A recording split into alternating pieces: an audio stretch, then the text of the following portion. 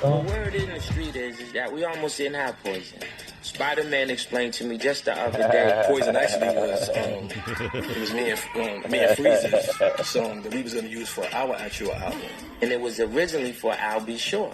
I'll Be Sure. And he was like, "Oh, that's my old style." And I said, "He doesn't want to do it. All right, fine. We'll find somebody else that want to do it."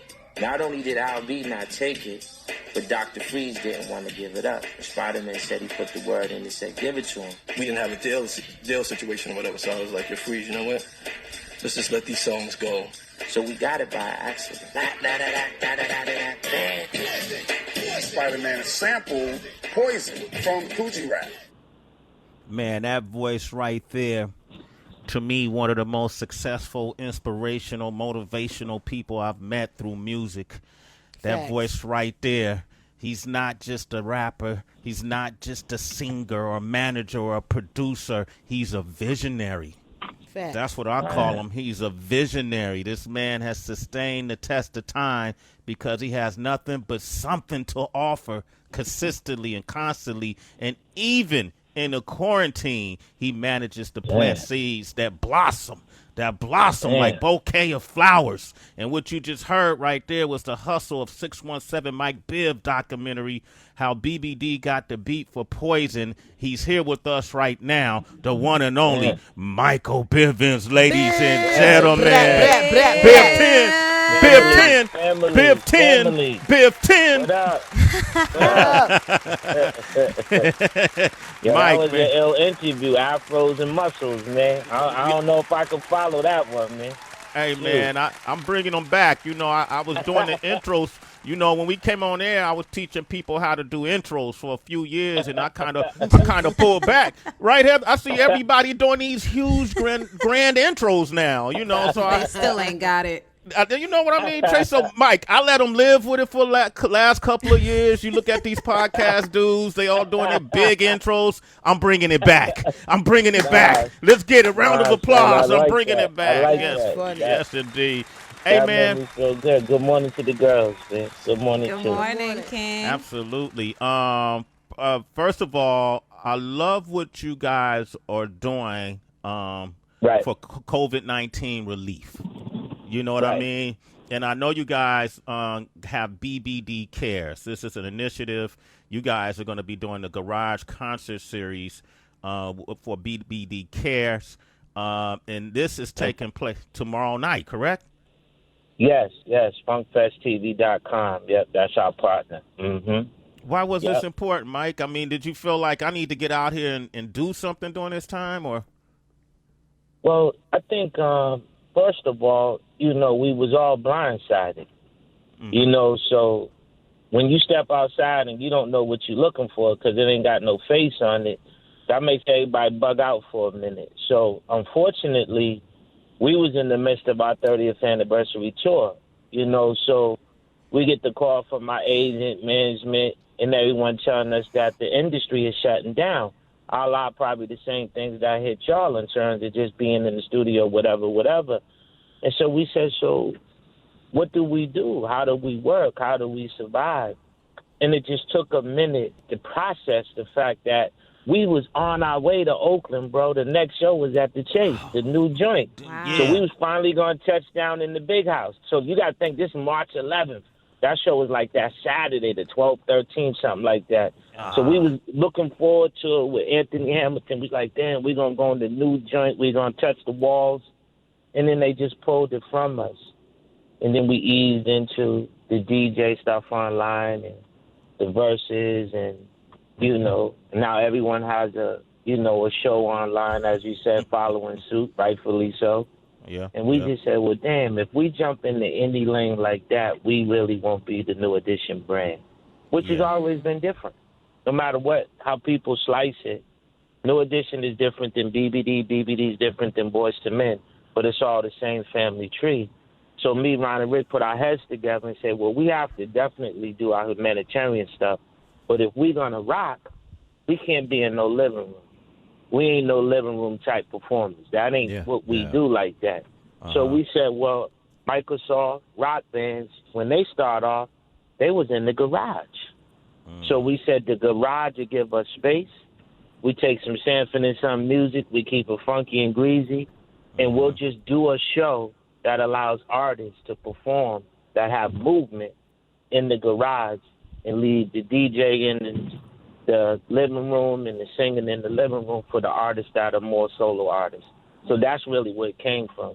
And now we found a home in Boston. This is our first recipient of the fundraiser to have the elderly that really got hit the most. That's going to be the first recipient of BBD Kids. So that's really where it came from.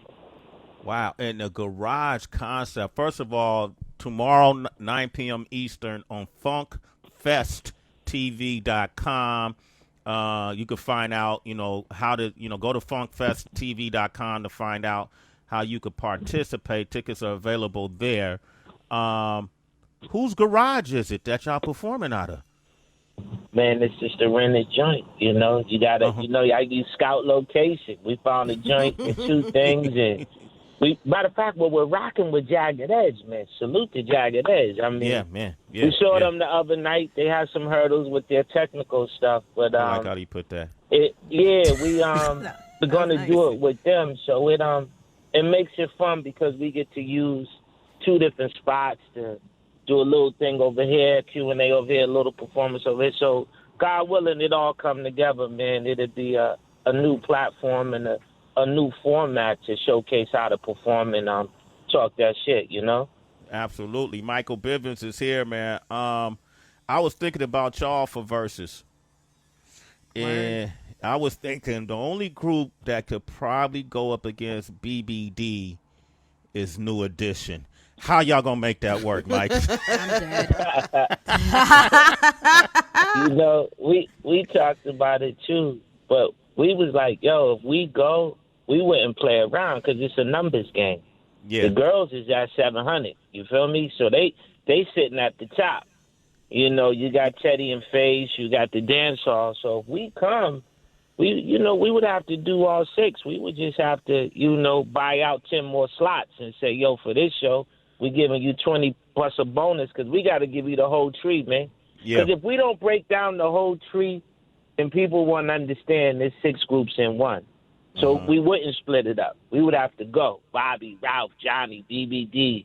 You know what I mean? We have to give you everything, New Edition, just to let you know the contribution is real, and it's been going on for 83. So I don't know who could take that smoke, but I tell them to come with it because, at the end of the day, it would be fun. You know what I mean? It'd be fun to move people through eras, the 80s, the 90s, when y'all was coming through, television and hip-hop. We'd be reliving that era together. Yo, that's crazy. Who could? You would have to probably Destiny's Child. Destiny's Child? Destiny's Child. It gotta be so gigantic. You gotta go get Michelle's records. You gotta do that, huh? Yeah. They gotta go get Michelle. You gotta get Kelly. It's nobody else that could do it. You talking about New Edition? Like you talking about Bobby? Like you gotta go get another monster. You gotta go. It's King Kong and Godzilla. But I don't even know. The crazy thing, we would have to cross genres, and I know this wouldn't happen.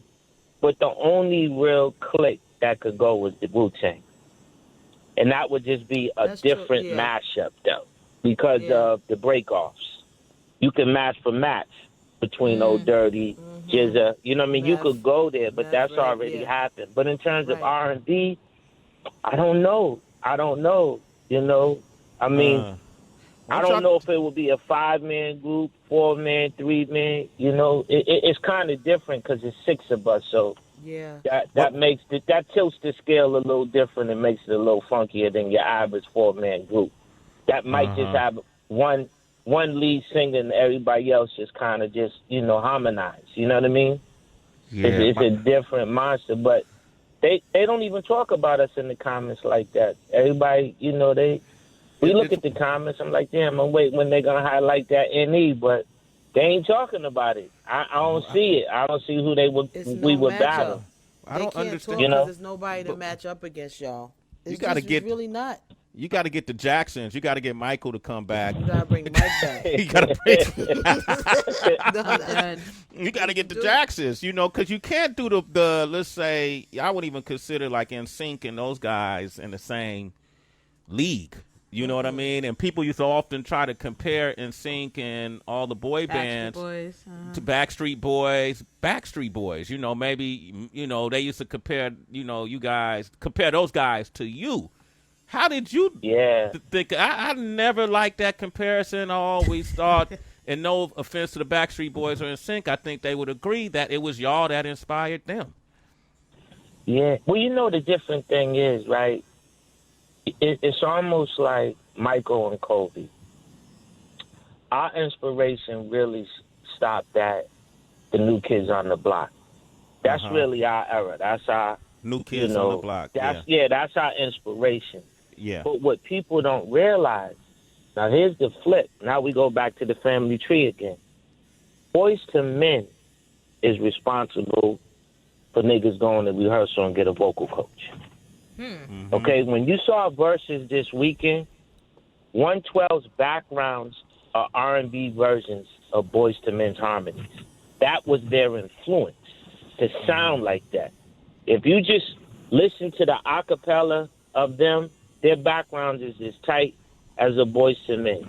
But Boys to Men is the reason the Backstreet Boys, the NSYNCs and all of that, because it was that crossover group that they had to go look at. New Kids was more or less like New Edition, an entertainment group that was built around the dancing one or two singers. So it's really not so much the New Edition thing, unless you're just talking about 5 members. But in terms of where they was coming with the singing, it was Boys to Men. But of course, Boys to Men is a product of NE. So it just comes down in layers. And just like Kobe, there's some people that call Kobe their GOAT. There's an era that calls Mike their GOAT. But to be honest with you, I don't think the media recognizes the New Edition's contribution when they talk about those groups. Because for some reason, they don't realize that those groups pulled creativity and some of the game plan from the New Edition family. We are the foundation of our generations, how to do it. Yeah. It's evident when Justin goes on tour and he's pulling from Poison in his concert. You know, when we with those groups, they talk about us. It's just the media. So for y'all to acknowledge it today, that's because we in our space. This is our space and we know better. But we just got to teach them. And one day when we get back on another platform, we're going to insert that information. Let's get it. School history. Yeah, they don't understand where it came from. And it's the truth. And then we don't beat them in the head, bro. We don't walk around with the chip. You know what I mean? Like, yo, y'all need to recognize. We just put out a movie and get 29 million viewers, and we say it softly. Yep. Did you hear the stunt right there? We just put out the highest viewed movie in BET history. You know what I mean? Right. Say it. Right. I am not mad at it, man. That New Edition movie was incredible. Michael Bivins is here, and he's celebrating 30 years of the making of Poison. Wow. And which almost, listening to that clip, I know the story, but I love when you tell stories, Mike. You tell the best stories. And but it almost didn't happen, right? That almost wasn't your song. Yeah, it almost wasn't our song because they were shopping it. And I really don't know what Al was thinking when he said he thought it was behind him. Alba, and, sure. you know, yeah, and at that time, we was working with Hiram Hicks, and he snatched up the joint. But my 2 brothers are not on the phone with me today, Ricky Bell and Ronnie DeVoe. But honestly, studio family, Ronnie heard Poison and said, this shit is the joint. He said, on Everything I Love, this is what we need. So even though Al didn't take it and Freeze didn't want to give it up, Ronnie DeVoe was solely responsible for energizing the excitement to that joint. That was his ears and his selection. We just supported it after it was recorded and the way we arranged it. But real talk, Duke really hit him in the head with that one. I thank him all the time because I don't know what he heard, but I didn't hear what he heard. He heard something. It came to life. And to be honest with you, when we mixed it, and y'all know mixing had the, Sway mixing, you try to get the sound right. The A&R mixed the record, and it was a little not there. It wasn't right. It was kind of off. And because we was working with the Bomb Squad, PE's crew, we said, listen, now that we into BBD, right, the Shockley, but now that we into BBD and we understand hip-hop drums and cadence and all of that, that shit sounds not right. So we asked Hank to redo the mixing of Poison. And that's why that shit is that. That's that PE shit. Wow. Michael Bivins is here, 888-742-3345. Ronnie, let's talk about Ronnie's role, because you guys were unique, too, that you played different roles. It wasn't just singers and dancers. And I remember hearing the stories of how Jam Master Jay was really the Run DMC's tie to the street. You know, he was the fashion guy. He brought him the swag. You know, he had him wear the hats and the derbies and kind of told him, you know, yo, this is what's cool. This is what's not. You know, this is he brought that wave to him. What was Ronnie's role? Is Ronnie kind of like that guy? I know you're that guy too, but what is Ron? How would you describe Ronnie's role to the group BBD? He's a visionary. You know, he's if you listen to his flow, he helped us get the bounce right with the rap part. You know what I mean? Ron had a really unique flow, and he would catch on fast. He's the guy that would catch on the fastest. You understand what I'm saying? He understood what it was when it came to the performing. He understood what it was when it came to songs.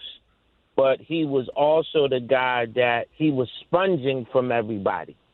So if he wanted to know some street shit, boom, boom, boom, he would rock with me. But he would also look at Bob and see where Bob is going in terms of his attitude on stage, which intensified Ron's performance as an entertainer. Then he would look at Ralph and know how to just milk them chicks. You know, that's why Ron might take 10 steps to get to the mic, like he milking it, you know. Or he'll look at Rick and understand how to sing a little bit more, and that's why he starts off Do Me, and he was getting parts throughout our career. He was slowly progressing. Ron was the one that was sponging from everybody, so he's a product of what was around him. And then at some point in 85, right, when Ralph was really leading the charge and just everything was Ralph. We go introduce ourselves. You get a nice applause. Ralph will introduce himself. The building would shake. Around 85, Ronnie and his curls came to life. And we was on stage and, I'm dead. you know, this light-skinned, bow-legged nigga came walking to the mic. And they was like, "Rah!" And he had the biggest smile, like he was in amazement, because he be back there with me, so I'm still earning my stripes. I ain't gonna front. I wasn't at that level of applause yet. Yeah. So I'm looking at it like, damn, this nigga's about to leave me back here by myself. You know, but he just, like, thrust it to the front. And honestly, from 85 to 20, he's a major player, and he's the trademark. Or should I say not trademark? He's the landmark. That's the word I'm looking for. Of the performance that you appreciate. Yo, within the routine and the level and how the stage goes from the tallest to me and Rick, and then it breaks down in layers and levels. He's the landmark of the routine, hands down, period. Yeah, man, I love that guy. Michael Bivins is on the line, man. I want to remind you a couple of things. The Hustle of 617 Mike Biv documentary, how BBD got the beat for Poison. People could see that now. Mike? What part, baby? The documentary. The Hustle? No, it's not done. It's not done. We got family members are a part of it, you know, in the building. We, you know, Sway, honestly, you know, it's just time to bring it all kind of together. Like, I feel like my contribution has been a little bit, you know, not really known, because I don't really sit up and like brag and boast about what I do.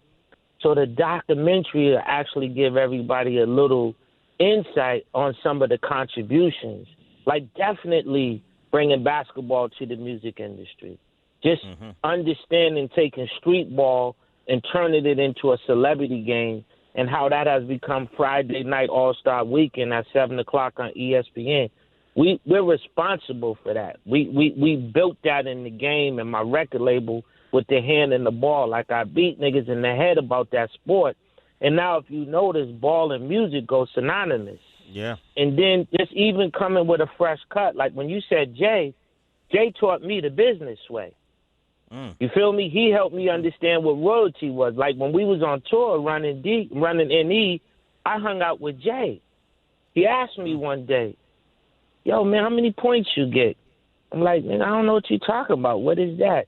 He said, how much money you make off your album, Mike? I said, I don't know how much money I make off my album. He said, nigga, we make 19%. I said, well, what is that? He said, that's like $1 something change, man. We right behind Michael Jackson. And I'm like, damn. So I ran downstairs and told the guys. Point made is even stuff like that being taught from the best. I want to be able to share those stories so people can see when you see New Edition and Crush Groove, it's because we lended a hand to hip-hop. We took Run on their arena tour. We gave the rest of them groups a stage to perform at when the insurance wasn't there for promoters.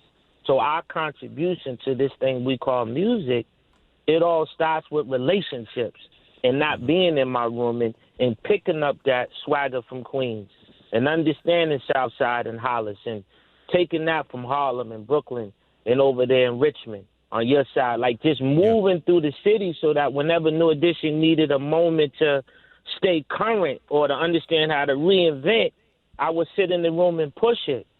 And 9 out of 10, Cash used to listen to me. Yeah. And some of those moves are within hustling, because hustling is knowing when your back is against the wall, your sneakers is not looking good, you got 15 cents, you trying to get $1, and cats are saying no. What you gonna do? To keep it real with you, we there right now. The Garage Series is another hustle. Because at the end of the day, they saying no shows. Well, nigga, I'm a performer. What I'm gonna do? Yeah. I gotta perform. We gotta live. We gotta do something. We too smart to sit home, just like y'all. You gotta keep that show going. The viewers want to tune in and hear that shit every morning. So we're in the position that if you don't apply, then you don't multiply, and that's what hustling is all about. So I hope when the doc comes and you get to see it, it would make you feel just as good as it made me feel doing it, because I'm laying it all on the line. It's uncut, very much uncut, and it's emotional because I'm peeling layers. But I ain't shitting on nobody. I'm just revealing to you, me and that dude didn't have a good arrangement, and this is why. That's his story. This is my story. Now you figure out the truth. Keep it moving. Michael Bivins. Tomorrow night, the Garage Concert Series with Jagged Edge and Biv DeVoe at 9 p.m. Eastern on Funk Fest, FEST TV.com. Man, you got some folks on the line. Get your tickets. Buy them. All right? This ain't a free concert. That's right. It's about That's that. Right. Get your tickets. We raising money, man. COVID-19, man. It's a fundraiser. And we're doing it this way because we want to give it back. We in a couple of conversations with some sponsors, but we got great partner in Leo Bennett, who does the Funk Fest concert series, and we got the OG Brooke Payne, the producer of the show. So the family's together. It is a continuing thing. Every couple of weeks, you're going to see somebody else. It doesn't stop with Jagged Edge and BBD, fam. It continues. So at different times, you're going to see different mashups, because we're trying to help everybody understand here's another platform to touch the people and to do something for your community or a building of your choice. So the baton does get passed. We got Monica on the line from Connecticut. Say hello to Michael Bivins, What's Monica. What's poppin', Monica? Hey, Monica. Hi, hi. How are you? Doing well. Doing well. Good morning, Monica. Hi, Michael Bivins. I'm calling from Stratford, Connecticut. I just want you to know I've always been an admirer and a fan of your work and of New Edition. And there was a time, I think in either 83 or 84, when Candy Girl was the hot song on the radio, and you guys came to Bridgeport, Connecticut, and you performed at the Klein Memorial, and I was at that concert. And every time you guys came to Connecticut after that, New Haven, Hartford, anytime you guys came to Connecticut after that, I never missed the show. Thank you so much. You know, you've been an inspiration to me, to our generation, and even the generations coming up after us. Thank you so much. I make sure my daughter knows who New Edition is, and I listen to you guys' music, and you know, she's about to be 8 years old, and, you know, I had her late. So, that's all right. You know, it was one of those things where I was over 40 and found out I was pregnant, thought I had acid reflux, but she's my miracle baby. Yeah, and that's it. I just want you to know I've always been an admirer of your work and your hustle and your brain smarts. You know, when you guys were youngsters and you knew something was off as far as finances and stuff like that, it seems like you were always the brains behind the machine. Wow. You know? Well, you know, I'm gonna take all of that. I'm happy I woke up positive. I'm doing the Sway show, family, have everything. I can't even say nothing but thank you from Ronnie, Bobby, Ricky, myself, Ralph, and John Lee, and the whole team, because to be honest with you, all we ever wanted to do was just perform and make y'all happy and smile. So we will all receive this, and I will make them aware of your beautiful words and sentiments. Thank you so much. And, you know, CT is how we do it, 203, baby. Absolutely. And Monica, you a citizen. A Sway in the morning, Monica. All right, cool. We got Wendell in California. What up, Wendell? What up, Sway? What up, Heather? What up? What's up, family? Tracy on too. What up? Hey, what up, Tracy? Hey, Tracy, I'm sorry. Hey, what up, Mike? Hey. What up, baby, Wendell? I was just saying the other day, I do a lot of comparisons to people. And I'm just reflecting on my childhood. I used to take trips from Chicago, because I'm from Chicago, right? But I moved to California.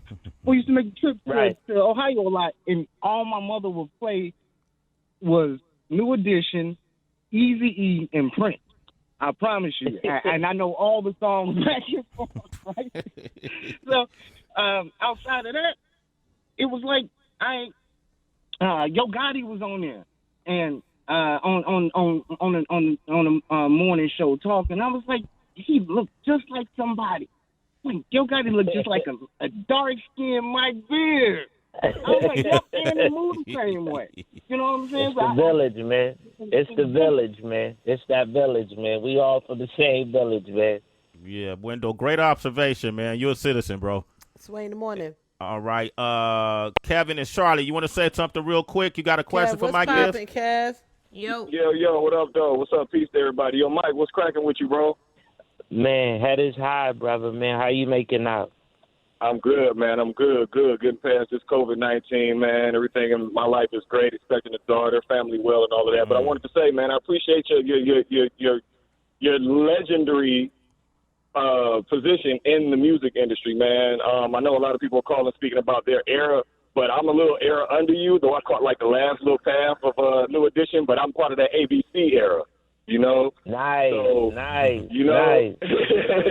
And I'm from Detroit also, bro. Give a shout out to Ray, man. You let him into the industry and gave a little path for Detroit. Just putting that music out there. Ray. Absolutely. Yep. Yeah. That's close fam. So I appreciate that, man. You touched a lot of people, man. Appreciate it, dog. Thank you, man. Thank you. Wow. I like this show. Y'all got the good callers, son. I love it. Man. We can do another one. You want to do another one? Across the country. Yeah, man. Shit, let's take them to Houston. What y'all got to say in Houston, Darnell? Hey. What up, D? What up, Darnell? Hey, Mike, man. Michael, man, you guys have done a great job over the years, man. I'm from down south, and pretty much what you guys did for the culture, and pretty much just setting the standard at that time, and just being able to just keep that longevity and just stay relevant, just keep doing the right thing, man. So, no saying with your name, man, your face card, good, what you don't even overseas, out of the military. So I've seen so many different coaches vibe to that pause and that ABC and that whole brand, man. So you guys keep up the good work, man. Yeah, that's just part of it, man. Keep it going. There you go. Yeah, yes. and Sway, he said military, right? We did hear that, right? Yes. Right. So salute to him for Monday, man. Thank you for all of the stuff and helping us with the country, man. And I heard ABC, so he might He talking 90s, right? Because he was breaking up. I thought I heard ABC too. Yeah, he did. Mike, man, it's nothing but love. You got a ton of calls, man. So if y'all want to reach out to Mike, 617 Mike Biv, reach out to him. And man, hey, I love you, bro. Mike, I love you. No, I love you too, man. You know, I love Heather. She know that, and Tracy, man. And I just want to tell y'all, like, this platform. I was telling Brooke before I got on, my phone was ringing because everybody knew the interview was about the pop, and I don't know if you realize, but this is the source of information. Wow. You feel me? Like there's a movement when people wake up, they want to hear what's going on, and then they want to hear the truth, and then there's a level of respect because it's a level of consistency. And you did inspire other people to do their podcast because at the end of the day, they seen something that was successful. If you was a failure, then they would talk about you, but they admire y'all. And the fact you up there with two Candy Girls, it really makes you cooler than nice because you splitting the difference. You splitting the difference between male and female, and that empowerment is powerful because I got texts from family members that listen that are female and brothers in the streets. So I just want to tell you, thank you, man. You had me getting up this morning and energized, man, knowing that I was going to be on the show. So I was digging deep for energy. And anytime y'all need us or whatever, please just reach out, man, and know that you got first dibs on anything we're doing out of the family. You could get the exclusive. It's all nothing but love. Thank you, Michael Bivins. Thank you, man. All right, I appreciate it, man. Okay, and FunkFestTV.com. Make sure y'all watch it tomorrow night, 9 p.m. Eastern, with Jagged Edge and my homie, one of the legends, the iconic DJ Greg Street, Michael Bivins, ladies and gentlemen. And we're coming back with the mayor of St. Paul, my good friend of the show, the one and only Melvin Carter is on the line. Sway in the morning, Shade 45.